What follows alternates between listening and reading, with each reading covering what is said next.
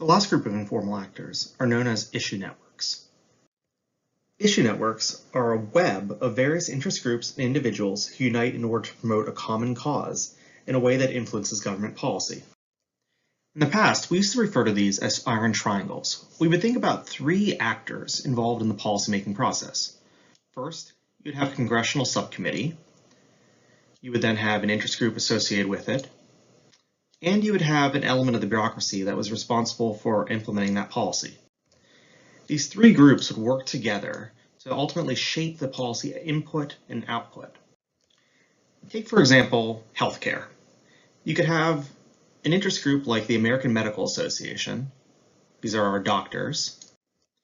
Then you can have the bureaucracy like Health and Human Services, HHS. And then you could have a congressional committee like the Senate Committee on Health, Education, Labor, and Pensions. The doctors from the AMA are interested in shaping the healthcare policy, so they're talking to the Senate committee on what they'd like to see in the bill.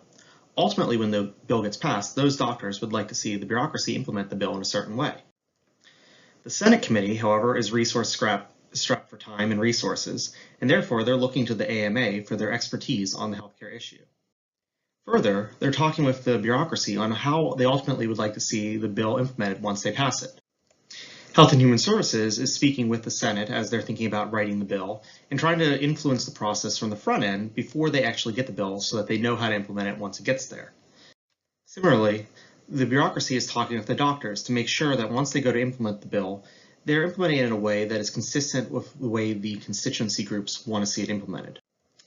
If this approach to the iron triangle is a bit old, we tend to think about this as a more complex way today.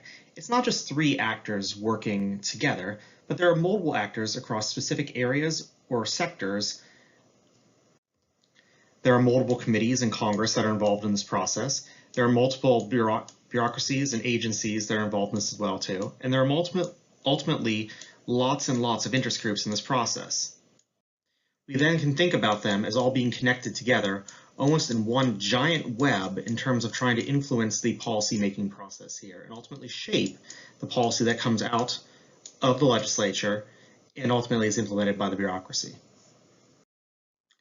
So then what do these webs of actors do? Well, they're trying to influence and ultimately develop good policies that benefit their constituencies. How do they do this? Well, often we will see interest groups and sometimes the bureaucracy itself write pieces of legislation, hand it over to members in the legislature, and ultimately then introduce that legislation.